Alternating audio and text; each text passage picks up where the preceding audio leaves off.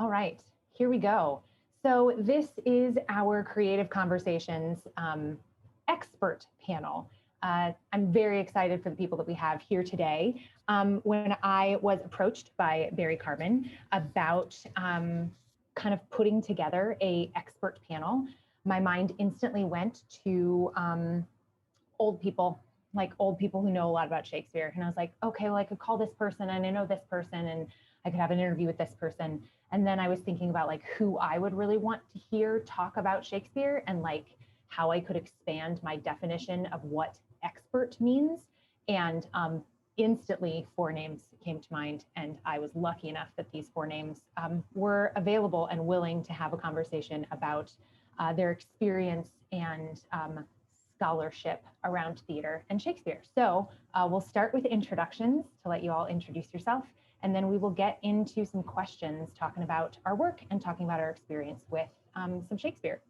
Let's begin with our name and our pronouns and our favorite Shakespeare play, which I know is like a really hard question because it changes day to day and all of that stuff. So whichever one is your favorite today, I will begin. My name is Sarah Lynn Brown. My pronouns are she, hers, and my favorite Shakespeare play on every day is Romeo and Juliet, which I know is super lame, but it's the best play, don't argue. Let's start with Bianca. Hi, my name is Bianca Phipps. I use they, them, or she, her pronouns. And my favorite Shakespeare play is also Romeo and Juliet. And I don't care that it's a basic and easy answer. It's a good play, and I'll stand by it for the rest of my life. Yes, all right, we've got 2. Okay, great, awesome. Emma. I'm Emma. I use she, her pronouns, and I'm going to go with Midsummer's Night Dream today for my favorite Shakespeare play. Good one. It's a very good one. Roshni, I can see your thinking face. Yeah, which means I'm absolutely ready to go. My name's Roshni. I use she and they pronouns. I guess that my favorite Shakespeare right now is Antony and Cleopatra. I just read it for a class and I was like, talk about a play that I've never read. So I read it recently. I liked it and it was good. Yes. And like, first of all, Cleopatra is just a great character. It doesn't get done enough. And so most people don't have an opportunity to play it. And just like thinking about like our history, if like Cleopatra would have won that battle, like how different like our entire world would be. I think that's so fascinating. Yeah, I love that one. Nice one, Roshni. Deep canon. Tess. Hi, I'm Tess. My pronouns are she, her. And my favorite Shakespeare play is probably, I want to say Julius Caesar because I'm biased, but I really like King Lear. Lear. Oh, Tess, we need to go have tea. I need to know why you like King Lear. I want to know all of the answers because it's like on my list of like, I hate it oh so much. So I need someone to give me some shining wisdom around King Lear. Okay, we'll do that. Awesome. Okay. First question. What is your history or your experience or your like relationship with Shakespeare? Who wants to start? I don't want to call out anyone. I can go first. So when I was a freshman a few years ago, I played Helena in A Midsummer's Night Dream, and I did not have any previous knowledge of Shakespeare, so really just got thrown into that, but I had a great time. And after that, I just learned about it in school, and we've read a few books here and there, every year. And then last year, I played Cassius in Julius Caesar, directed by Sarah, and that definitely was the best experience so far I've had, and really expanded the way I see Shakespeare. Yeah, that's the way to do it. Play some Helena and then play some Cassius. Mm-hmm. That's a good trajectory there. Nice. Who's next? Some history or experience with Shakespeare? I can go next. I said I would go next as if I was prepared, and then every word that I know left my brain in an instant. My experience with Shakespeare is the first time I ever performed Shakespeare, like professionally or like even like in an educational setting, was right after I graduated college. It was a production of the Scottish play. Nebraska Shakespeare, and that was sort of like where that was my first one. Yeah. Oh my gosh. um, Gross. it was yes, I am the worst, and I accept that. Thank you. And then sort of grew from there. It was one of those things that like we studied in school that I really liked, but just like never really had the opportunity to like sink my teeth into. And so yeah, so it all started there. And now here we are. Look how far we've come. Look how far we've come. I can go next. So I go to the same school as Emma, and I was in the same production of Julius Caesar, and I played Brutus. So it was my first introduction to Shakespeare in the theater. But we had always read him. We read him freshman year. We read Romeo and Juliet, and then sophomore year we read the Scottish play, and then we also read Julius Caesar, ironically. And it's so funny because the same auditorium that we performed Julius Caesar in, I remember taking my sophomore year British literature final, and Julius Caesar questions were on the test, and I had no idea what was going on. I was like, all of these names. It was just so funny because then, like, literally a full year, like a year and a couple weeks later, I was performing this play and I knew it like the back of my hand. And I just thought it was so like perfect full circle moment that I was a sophomore and I could not put any of those names together. And then I was a junior and I knew it inside and out. So I just thought that was really funny. Yeah, and Shakespeare doesn't help you a whole lot with names, especially with Julius Caesar. Like, I mean, there's two characters that have the same name in that play. So definitely, I think he knew. He was like, students are really going to struggle with this in English class. Ha ha ha. I guess I'm last, so I will go now, but I don't know why I have to announce it, but I have a degree in classical theater, I guess. So I spent a lot of time with Shakespeare in school. Actually, I think the first professional production was Merchant of Venice, nice light content. And we did the full thing. It was first folio, so it was long. But it was really it was a good learning experience, and it was also really, I played Portia, and it was like I was like, oh no, I don't want to be bad. Oh gosh, I don't want to be anti-Semitic. I just don't. I didn't want to do it, and I think it was. That's honestly, that experience though really made me want to keep doing Shakespeare, was because like I don't know in what other instance I would ever have that kind of experience. I just, and I think, I don't know, I guess that's getting into later questions, but I think Shakespeare's just a really great way to expose, because it's free, it's free. So we can really expose people to different kinds of opportunities and experiences that maybe they wouldn't normally have in their career. So you've done Merchant. I know you've done Othello. Have you done Taming? No, I haven't. That's the trifecta of like the trio. Yeah, I'm gonna be honest. I don't want really to be in Taming of the Shrew. I've read it a few times, and I had a college professor who really loved it, and I just personally, it's not one that I really want to be in or see performed. But I think that's the interesting thing about the work. You can really, there are some plays that are just maybe personally not for you. And it's cool because since he's so dead, you can really talk about his work and no one's going to get that upset, hopefully. So dead. Absolutely. That's a really good segue into my next question. So we talked a little bit about our experience with Shakespeare, and most of our answers had to do with like maybe our first experience with it, or maybe even our trajectory with it. How do you think that your relationship with Shakespeare has changed from like the first exposure to kind of how you feel about him and his plays now? I think I'll go first. I think one of the things, something that's definitely changed. I read this quote, I think like maybe 3 days ago, that really just like shifted the way that I think about Shakespeare, which was like somebody was talking about it on the internet and was like, the plays as they are written were not written by Shakespeare, but were written by the actors who were like writing their lines down.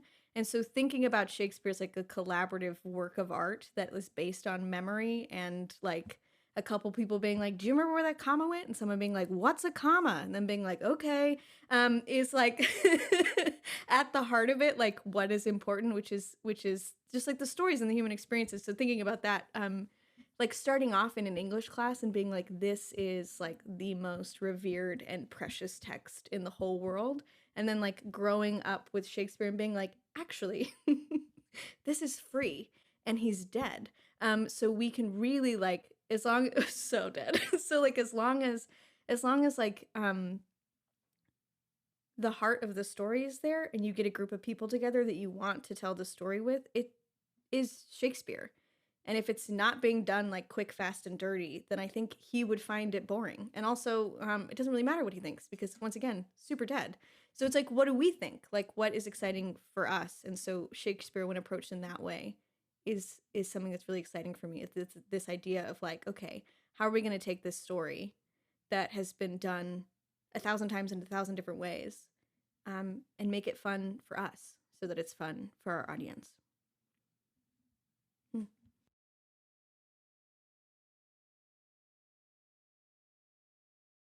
I agree with all of that. And I think something that I have come to realize is just how much of the way that we interpret the story and perform the story can provide like a really good critique on issues in the world or just issues that everyone faces in life. And you can take a lot of lessons from it now, just as much as you could back then when he was first writing them. And yeah, I did not realize that when I was first starting out, and it was just like something to spark note and memorize and get the right answers on tests. But it's so much more than that, and it's so relevant. And I feel like I have a lot more that I can learn and that I can grow to understand about Shakespeare as I continue getting older. So that's very exciting. And I feel like if you ask me that question in a few more years, I would have much more to say as well. Yeah, I totally agree with Emma because when we were doing Julius Caesar, I kind of was a little bit disconnected because I had never really done theater before. And so, and also this was like this was a story that had happened thousands of years ago. And I was like, how does this fit with me right now? And then as the production went on, I realized how personal the characters were and how much I personally connected to Brutus, and like it's all about the story. It's not about the setting or like necessarily you could apply it. I think I agree with Emma. You could apply it to any time, and it's really the heart. If the heart of the story is still there, like Bianca said, that's the important part. And so I just think it's really interesting now. You see all of these different adaptations, and it's so cool because you can really do anything you want with it. And also just something I really enjoyed personally was all of the hidden details that I learned from working with Sarah. Because before I kind of read Shakespeare and I was like, oh, this is like, it's good. Like I really liked it, but I was like, I didn't connect with it on that personal level. But when you know all of the little things and you can see all of his little kind of like hidden secrets about directing and what he wanted the actors to do, that's really written in there. I think that when you engage with the work on that deep a level, it just becomes that more meaningful to you and you just find it that more enjoyable. Yeah. I just want to take a second to just not only that, like your first Shakespeare, you were playing Brutus, but your first play, you were playing Brutus. I mean, I'm not sure many people can say that. So kudos for you. But that's like the great part about Shakespeare, right? Like you can really just like absolutely get right into it immediately. And, you know, the idea of there not being any small roles is always true in Shakespeare. And yeah, it's like, when I was in training, like freshman, sophomore year, I hated Shakespeare. I was so upset because my teacher he's a sweet man, but he's like a white man. And like the way that he taught me Shakespeare made me angry because I don't like authority. And I immediately became very angry. And I was like, I hate that there are rules. I don't like that there are rules. It's supposed to be art. Art has no rules. I took one class. So I was like really upset. And I feel like it took me getting into it and getting into the work to be like, oh, it's just a good tool. You know, it's and not just that, but like, it will, I even the plays like Taming and the Shrew and like maybe even Merchant and Othello at times, which can be like, depending on the production, maybe not healthy for the people in it or the people seeing it, can still be useful in an educational context. I feel like the themes in a lot of those plays, it's weird because we talk about learning about Shakespeare in the classroom and how dull it can be, but a lot of some of those plays and like King Lear and stuff, I'm like, are those better in the classroom? I don't know, because they're so dense, they're so wordy, and like it's hard sometimes to really know what's going on and what the subtext is and really get in there. But I those are not the plays that I read in high school, at least from Shakespeare. So I don't know. I think it's interesting. And what was the last thing I wanted to say? Oh yeah, the plays, his stories, he didn't even come up with them. I mean, like Bianca said, but like you think he invented Julius Caesar? Like it's insane. But like even Midsummer, even all of it, like it's all just like these are just ways that people have always told stories, and it is a little silly to think that it could be for one group of people or any group of people. And we keep on learning so many new things by all of these different interpretations of Shakespeare and all these different adaptations.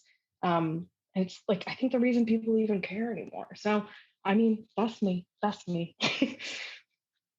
Yeah, and I think that's part of like the genius of Shakespeare is that we have continued to throw a lot at his plays and they just like absorb it and just get stronger and better and more and deeper because of it, which I just think is fascinating. Like I haven't seen a choice that like stays true to the characters and stays true to like the investigation of the play. I've never seen a choice that broke the play. Like as long as you're doing it to like deepen the storytelling and understand more of like these characters' experience, it's never broken the play because it's like ever expanding. Okay, cool. Brilliant answers. Nice job, everyone. You're doing great. Okay. You are currently on an expert panel because you are experts at what you do, and you are exceptionally smart and capable and talented human beings. So when you're working on theater or Shakespeare in general, where do you find that you draw research or inspiration from as you're starting to get prepared to go into a rehearsal room, when you're starting to navigate a character? Where do you find your research and your inspiration from?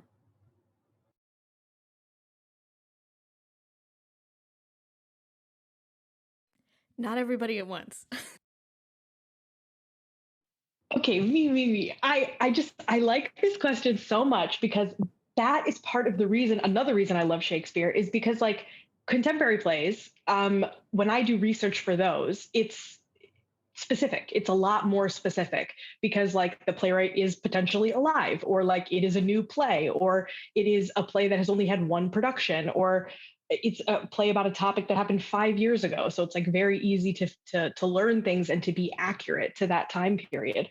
But as we've all already been talking about, there's so much we don't know about the plays. I mean, we could be missing huge chunks. We think we know what the climax of these plays are, but who knows? Maybe we're missing the actual plot of all of them, which is freeing. And I think it means that you can be so much more creative in your work. Like I always start with I always start with music first for any show, but it's got to be music first for Shakespeare because you can just find anything. And then what I also really love is like depending on who you're playing, especially in like all these statusy like King Lear, like all those plays, is like what is it like to be, I remember for All's Well being like, what is it like to be a clown? Like that's your job. Like you're a clown. Like people are literally like, you are a joke. That's your whole job. And like, but like what is that like what does that do to your psyche as like that's your job? And like it's like that idea of the floor can drop out underneath you if you don't tell the right joke at the right time, and like those stakes becoming so high for someone who's supposed to just be like hanging out and having a good time is just fun for me. And yeah, that's it. That's all I have to say. Roshni, do you make playlists for your characters? Yeah. Oh yeah.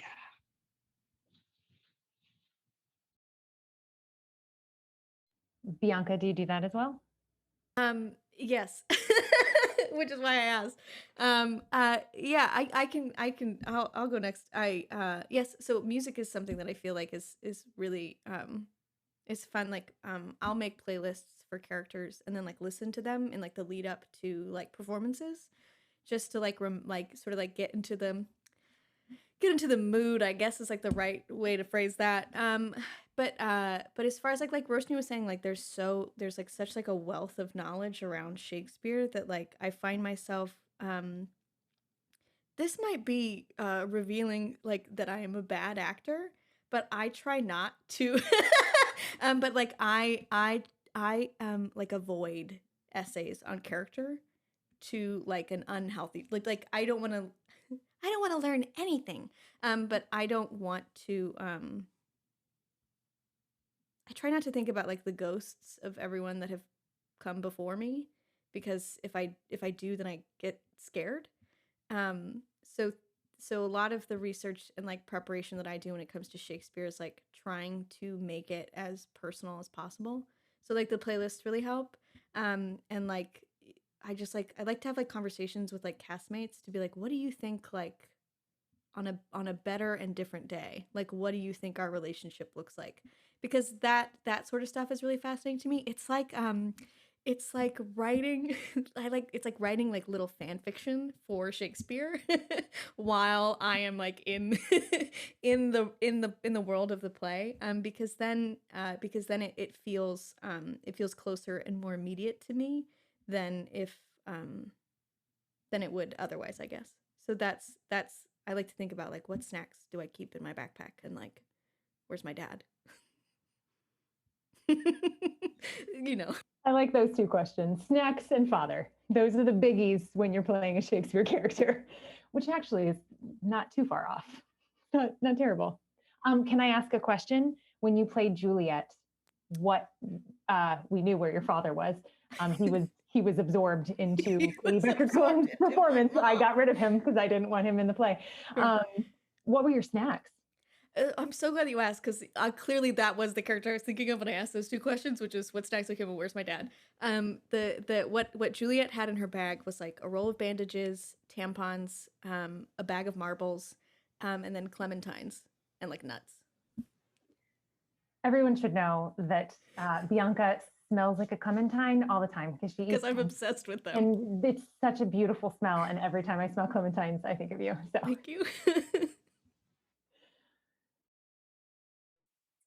I'm very similar to Bianca in that I try not to like watch a bunch of other performances or read about a bunch of other people's interpretations of a character before I play it, because then I start like doubting myself and I'm like, oh no, what if they're doing it better than I am and all that. And it's just a lot less authentic if I do that. So I make Pinterest boards. I'm more on that side of things for my characters. So that's something I like to do that helps me kind of find a vibe for my character, I guess. And then when I get to like scenes that I kind of have trouble connecting with, I like to think of moments in my life, like my personal life, that maybe I felt similar to the way that the character might be feeling in that scene. So I can kind of remember that feeling and exaggerate it if I need to, or tamper it down if I need to, so it can fit that scene. And that to me helps me connect to the character and feel a lot more authentic in my acting, because I feel like I'm portraying something that I felt personally, and I'm not just, I don't know, making it up as I go. Yeah, I'm really similar to Emma in that aspect, where I kind of, if I can't relate to something, or at first I don't feel as though I can, I look back on my life and kind of see where I could pick up on one of those moments.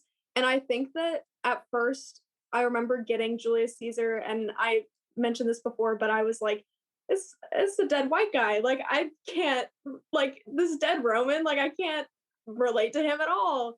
And then when I really got down to the story and seeing what he was dealing with, I think that at the same time I was going through a lot of like kind of mental back and forth with myself about what to do, what not to do about certain things in my life.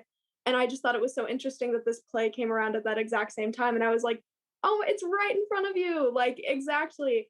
And I even, like, it's so funny, I even have, like, names of people, like, in from my real life, like, written in certain parts of the play, because I'm like, oh, this reminds me of so and so, like, even in parts that I wasn't in, that scenes that I wasn't in, because I just thought that that was interesting, and it made it so much more personable to me.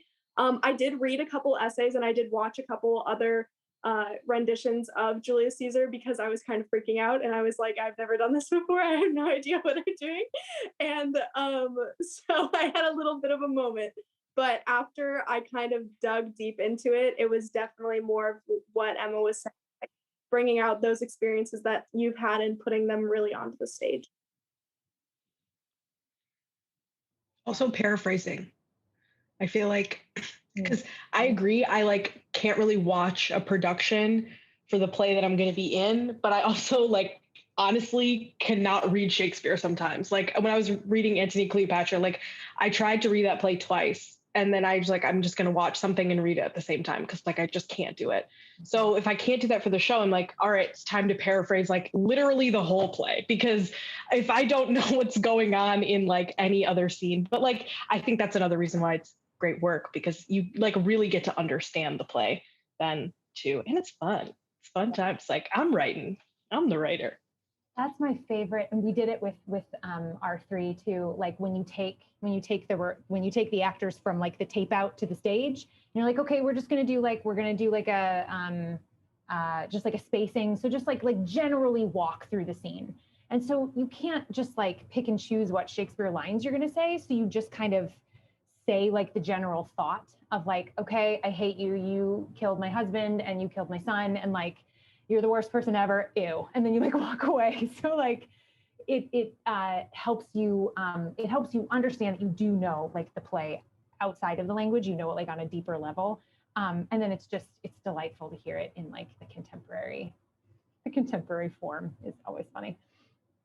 Okay, you have all been offered and tackled and triumphed in roles that were outside of like your type. So either gender or physical type or identifying type. What have you learned from those experiences? Maybe like one or two things.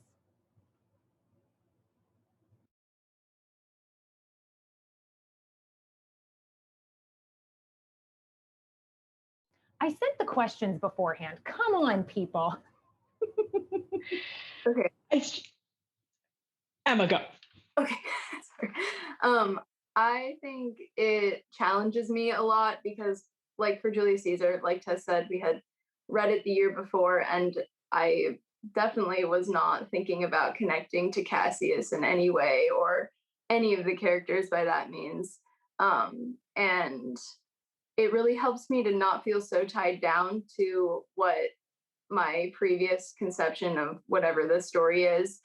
I don't know, whatever it is. And it helps me like discover them for myself and discover them in a new way. And I think that's also a lot more interesting for the audience, because then they also get to discover them in a new way, because they're seeing a show that's not being performed how it traditionally would be performed, or maybe how they've seen it performed in the past. And I think you can get a lot more out of that than if you're just doing the traditional white men in togas, you know?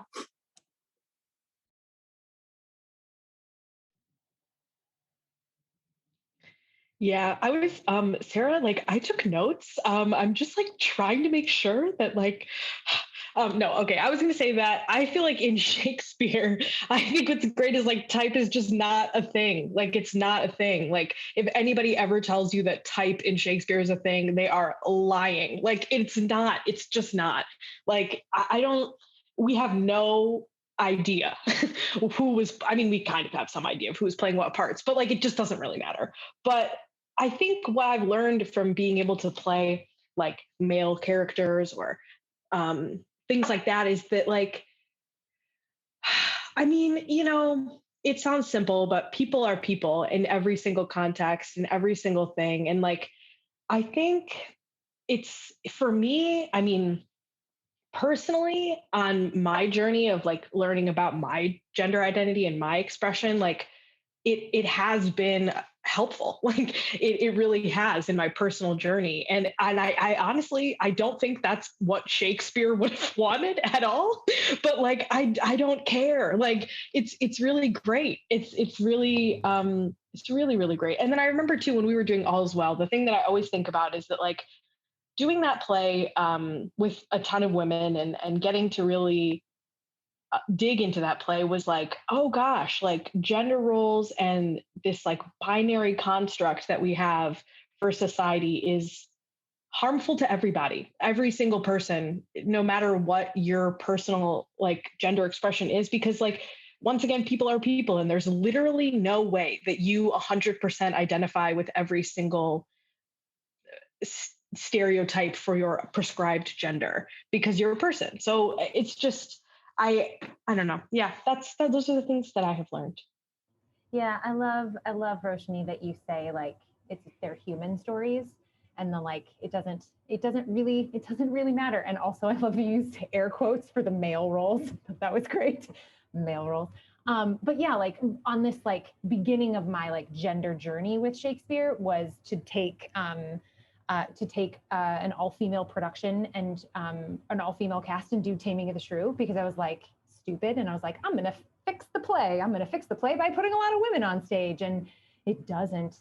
The play is still really icky, and having a woman speak the final Kate speech with like a bunch of women behind her, like supporting what she's saying, is a whole different layer of complicated. So like having these be seen as human stories rather than characters in these particular assigned boxes, I think is lovely. I totally agree, because my big thing in just like theater and in media, I've always been drawn to more male roles, or like I enjoy male roles more. I don't necessarily know why, or if that's just because male writers don't write female characters well and that's why. But I have always been drawn to more male roles, and so I've always thought that I would never get to play a traditionally male role because I am 5'3", and I don't think that probably outside of Sarah's production, or I mean, I'm not saying this, it's not like a finite, like I will never play another traditionally male role again. I would love to, but I just was very grateful for that opportunity, because I got to explore that character that I would have maybe not been able to explore had somebody else directed it, or had I been in a different production. And I just, because there are so many other roles. I just don't understand why people, can or cannot play roles. I mean, they're just human roles.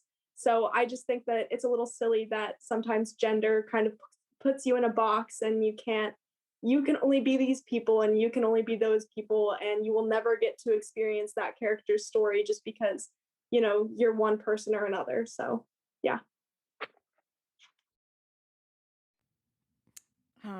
You did send those questions earlier, and I they can cut out all that dead air, right?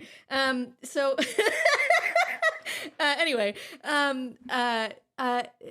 similar to like what everyone has expressed already, particularly like when Roshni was talking about like your exploration with like your own gender identity, like that's something that I think resonates with me as well.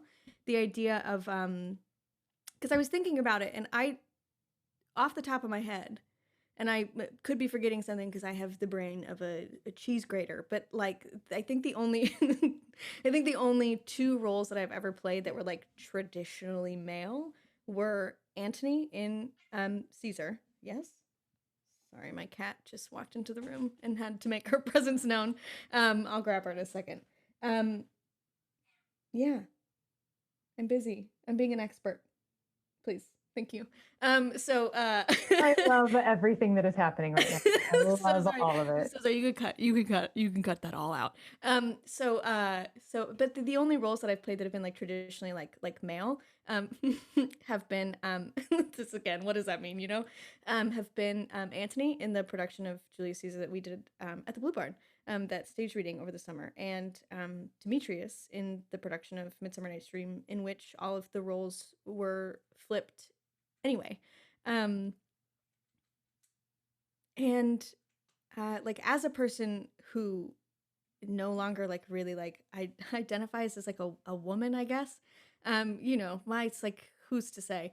But being able to explore like the wide variety of femininity within the roles of Shakespeare that I have played has like really helped I think just like validate who I am in the sense that like the stories it's sort of like what Tess was saying, like limiting the stories that people get to experience on stage does not necessarily mean that like those limitations are met in real life. And so when you like see a show on stage, like when you watch Brutus like waffle back and forth with indecision on like this like really big choice, and you're like, I feel that way, but I've never seen a Brutus that looks like me. So like, am I just like alone? Am I just like adrift in these like in this like sea of, and like, am I a bad person? Am I wrong? Like, is there something wrong with me because this person doesn't look like me? And so like when I think I've just been very fortunate in the sense that like most of the productions of Shakespeare that I've done have not prescribed to that idea of gender, but most. And so being able to, yeah, I guess like just like being able to realize that there are no limitations so long as someone else gives you the permission that there aren't.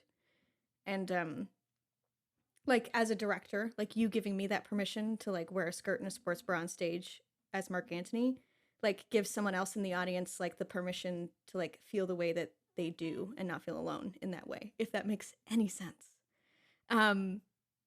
Yeah, so I think that's something that's been so sorry. Over here. Just 1 second. Let me just. Would you like to make your appearance? This is my cat. Her name is Lady Catelyn. She's a big butthole.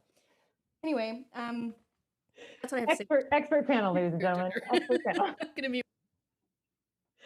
No, I love that, and I think I think using the phrase "giving permission," I mean, it's just knowing that they know better than you. I remember like when you came up and asked me that, and I was like, it wasn't something that I'd even thought about because it wasn't my character and I just hadn't. And just like saying yes, like just always say yes. And when, you know, your Capulet comes up to you and says, I need to wear bright red lipstick, and you go, yes, you do. Okay. So like they know, once we get in the room, the actors know better than I know 100% of the time. So just always saying yes. Yeah, I love that. Okay, so now it gets kind of weird because it's about like the show that we just did, the Richard show. And so I want you to feel like you can be totally honest with any of all this, like zero ego around all of this. So I believe you were all sent to the virtual link and were able to see a bit, if not the full production of the R3³ that we did. And just would love to know about like your perception of Shakespeare, how you receive Shakespeare, how you want to view or intake your Shakespeare. What stood out to you? What did you notice? What were you curious about? What were you? What would you want to further investigate if this were like, you know, a stopping point on the long Richard III train that I apparently am riding for the rest of my life? Yeah, any like thoughts or feelings or epiphanies or cats?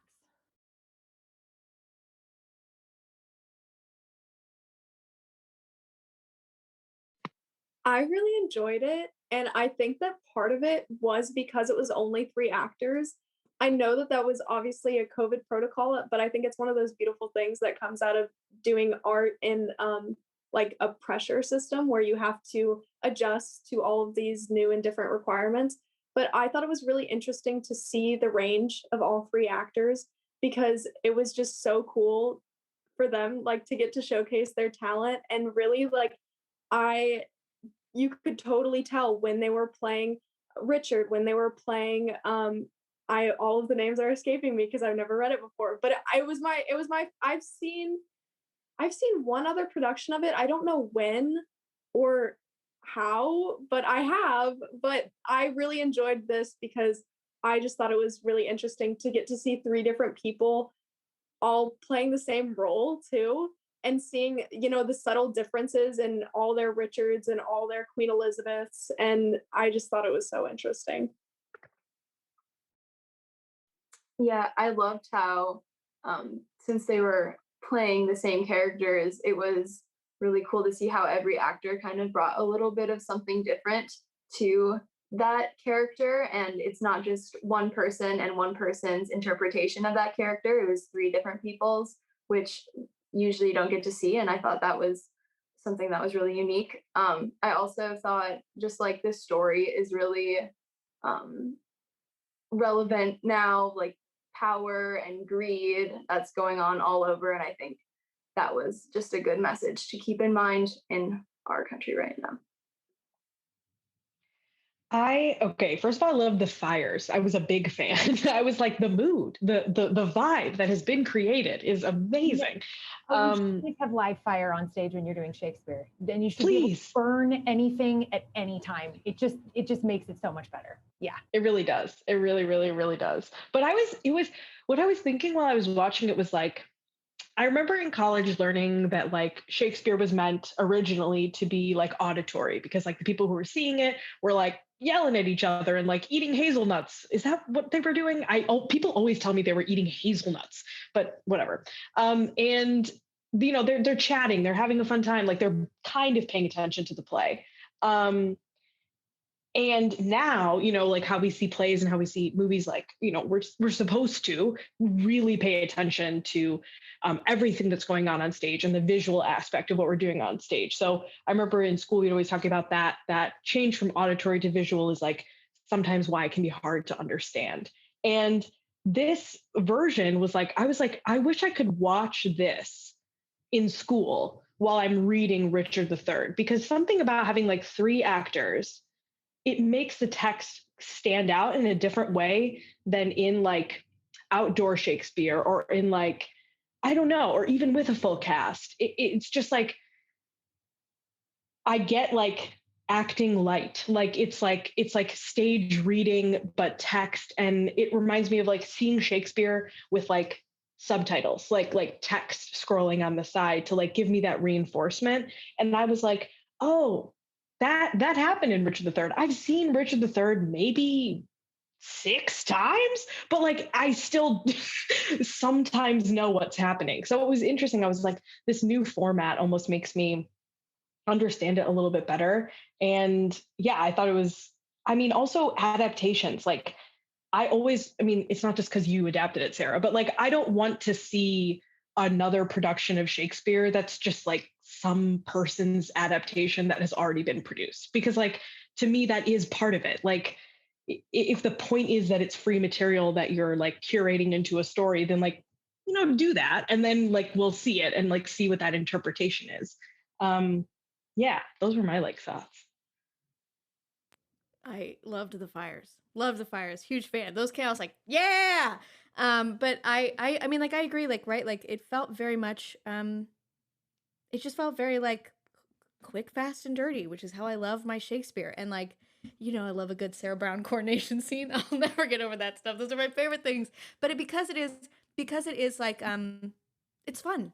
It's fun. And like when the actors were so clearly having a good time, and so I was having a good time because like all like the little interjections, like I don't know if I'm allowed to curse on here, but like all of the like whenever they'd be like, oh, in unison, delightful, like because it just enhances it, makes it feel not like more modern, but like more honest, just like this is like the way that the text lives in our body. And yeah, I just, you know, the little details of everyone's like slight differences and the similarities and just like the way that Richard sits in everyone's body.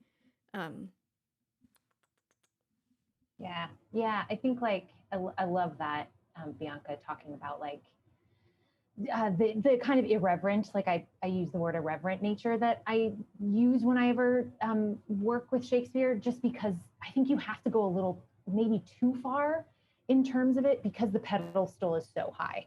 So you really got to like knock him off the pedestal and then kind of kick him on the ground a couple of times before everybody's like, oh, this is how we're telling this story. Okay, now I'm with you. And also, like, I've had a couple people that have talked to me that saw the show live and were like, we were really concerned, only 3 people and with masks that we wouldn't understand it. Like actually having those projections, just like the names of the characters and like kind of what the scene was about, I just was able to follow it so much better. And I like, why not always have that? Just always have that, because then you take the pressure off of the audience trying to figure out what's going on and who is who, and like just let you enjoy the scene. Like now I know what it's about. It's a wooing of Lady Anne and it's got Richard and Lady Anne in it. Okay, let's see it, you know? So I feel like, why wouldn't we extend that hand to the audience? Feels like if you don't, you actually want them to feel like they don't get it because then you're better than them. I don't know. Yeah, I agree. And it's weird because it's like before seeing that, I don't know if I would have thought about that. And I wonder how much that is like my own internalized, like having been in Shakespeare and studied Shakespeare now for even some amount of time. Even if I like don't want to put it on a pedestal, there are like these times where I'm like, oh, that I'm still doing it. And like times like this in productions where you have new requirements, I guess you can really learn things about like, maybe it would just be better if everybody knew who was in the scene. Like Yeah, maybe that's okay. We have the technology now. So like let's just throw some projections up there and just like it relieves a burden off the actors, I imagine. Like if I knew that I didn't have to like walk in and immediately set the scene with like just the like chunk of text that I had. Oh baby. And so like yeah, so I think I was like this is awesome and we should just do this because it's like an invitation. It's like extending the hand, being like, we want you to enjoy this. It's not a quiz. I love, Emma, that you talked about like the political and social relevance, and how we're able to take these old plays and kind of still relate to them and make them relatable.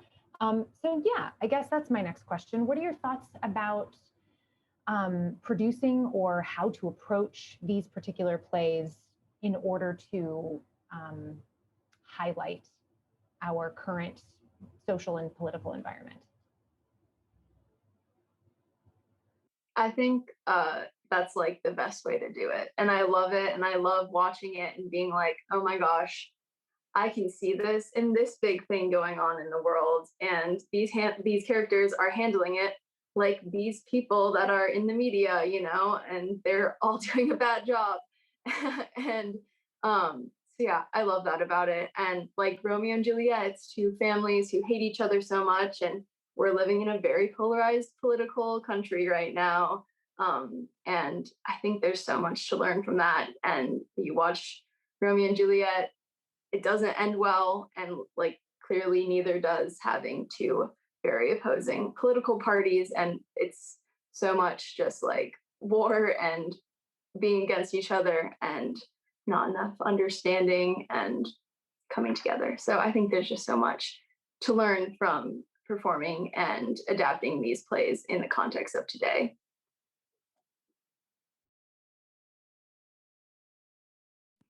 I agree with Emma. I think that an advantage of doing it in political light is that people are able to really grasp stories better, I think, because all of these characters are trying to talk to the audience. They're trying to be personable with them. And I think that a lot of that gets lost in media. I think it's easy to look at a story and just see the headline and that's sad, but you're not really attached to it. But then seeing this actually happen to people, even if it's not a group that you're a part of, if you can see it in that environment of theater, of telling the story, it makes it that much more personable, and it gives so much more in it that people might not have thought of, might not have realized. And I think it just makes everything a lot more accessible to people. So I think it's doing good work. My answer to this has like changed a little bit as I've, gone through being in Shakespeare. And it's like, I mean, obviously Taming of the Shrew is like a personal thing, but I think especially with Othello, I was like, wow, during the process, after the process was like, it was so vital that I and other people in that cast were being taken care of, because it is some of these plays are so violent to certain characters that are usually sometimes played by minorities, by like, we have characters in Shakespeare that, sometimes we like think of as like leaning a bit like into one or other sexuality. And like, we don't know that for sure, but then doing that and putting people who maybe identify with those sexualities in those roles and not giving them any support for that isn't fair to me. And those productions aren't really like fair to happen to me, because like nobody's entertainment of a play is worth people getting hurt. But like, even in Othello, like I was standing there and I was thinking like, wow, if I didn't know how much all these people in this cast really loved me and how much like I enjoyed being around them, I would be so much more paranoid than I already am as a person of color, because that's what the play is about, right? Like Othello is constantly being like, everybody's talking about me, all my friends, my husband, wife, whatever, everybody is talking crap about me constantly. That's based on the color of my skin and my anger and whatever. And switching that off, as much as you want that to be a thing when the play is over, it's not always possible for everybody. And I feel like I know a lot of stories of friends of mine and people that are in productions where they're not being taken care of in those plays. And it's harmful. It's really, really harmful. And I also think it's harmful for the audience. Like, all the art that we do is political. We all know this. And all of our bodies on stage are always political. And we still want to be, because Shakespeare's plays can be interpreted in so many ways, I feel like it's always that balancing act of you want to make sure that your interpretation being heard, but that's kind of impossible. So I feel like any day to day, I feel differently about it. Some days I wake up and I'm like, honestly, I don't even know, like maybe we should never do Shakespeare. And then I'm like, no, I changed my mind. So I find it really, it's like a relationship. Like I'm married to Shakespeare. We got divorced twice, but we're back together now. But yeah, I don't know. As I've been going through it, I'm like, wow, like being in Merchant was really hard. And at that point in my life, I didn't have the tools to really shake that off or to really understand what I was doing. And it like was hard and challenging, and it didn't have to be in the ways that it was for me. So yeah. Yeah, and I think, Roshni, it's such a great point talking about like the room that's established, like that safe space, brave space, courageous space, but also understanding that that still isn't enough, and you as an actor are still going to be asked to go through that story over and over and over again in public with people watching. And as much as your mind is like, it's a play, your heart and your emotions are so tied to it, because we are humans and that's how we navigate the world, that it costs, no matter how the space is set up, no matter how supportive the environment is. It respecting the cost that it asks of all actors, but specifically actors of color, is something that we all have to be very, very aware of every time we tell a story, in any way we tell a story. Yeah. Yeah. I think like one of the things that has become like increasingly apparent to me in like my whole life, but like more apparently like over the past year, when like we've been away from theater in the way that we used to know it, is that like from here on out, moving forward, I think everything just needs to be done like there can be no middle ground, right? Like I don't want to go see a production of Shakespeare that is free, that you can do whatever you want with, and have someone be like, well, what if we listen to both sides? No more of that. I think that is like old and retired. And if we're going to do art, because it has a cost, it needs to be worth something in the end. And so like when just like in general, like I don't necessarily like need to see a play that's like just like plucking low fruit off of the trees. You know what I mean? Like yeah, Donald Trump was a bad president. And we all know that Donald Trump was a bad president, and I don't want to sit through a production of the Scottish play where someone just like slaps on an orange wig and is like, this is political activism, because it's not. Because so like I think that everything from the show choice, to the people behind the table, to the adaptation, to the rehearsal room, to the play itself, to like where the money of the tickets goes, like how we use our time and our space and our voices, like everything needs to be to the benefit of people who are marginalized moving forward. Just because like it is the literal least we can do at this point. Particularly because Shakespeare, again, costs nothing. It's free. And because it's free, you're already like moving in this space that well, like, you know, as much as I hate it, we live in a capitalist society. And so like we just like we have to be aware of the things that we're doing, the stories that we're telling. And I think that like we need to be bold and brave with the things that we are doing, because it makes the cost worth it. If we know that people are coming to see our shows and are leaving either like heartened and validated in their experiences, or forced to reckon with the decisions they've made in their lives up until this point. Yeah. I think you need to talk back. No art for Nazis. Yes. Like that's Mm-hmm. Yeah, Roshni saying like the need for like a discussion. Yeah. The need for you need a discussion. Yeah, you need something. It's not, you can't put Othello, you can't put Merchant of Venice. You really can't even put A Midsummer's Night Dream on people and just like send them home on their merry way. It's not, that's not the, and if you, I honestly feel like if you are, then it's like, is it about just like, is it about like learning new things, or is it just about like, you know, that cashola?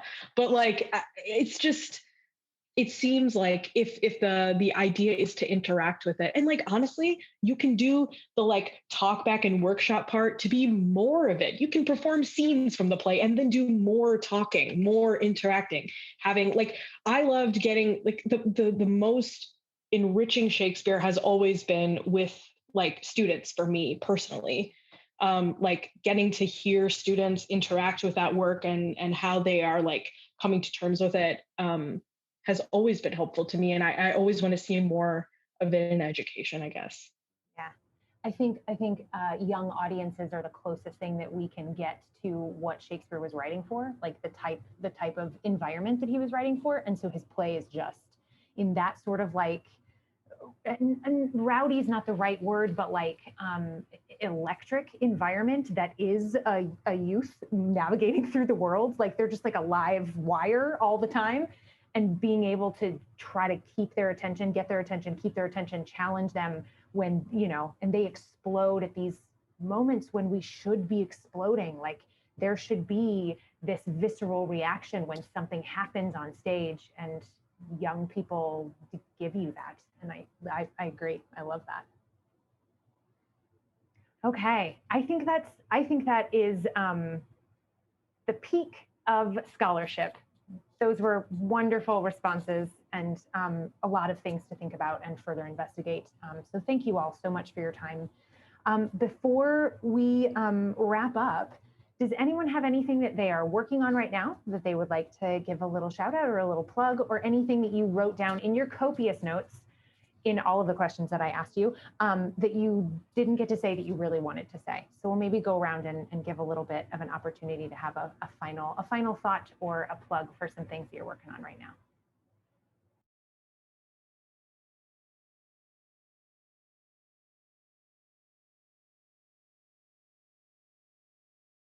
Okay, do you know what's funny is that next to this question, I wrote LOL nothing, because, you know, I'm not doing anything. I just like live. I'm just living, honestly. I'm living, I'm working. That's enough for me at the moment. But I just thought it was funny because I honestly wrote LOL nothing. Going to the grocery store? I did that today. Oh, good job. It was fun, but scary.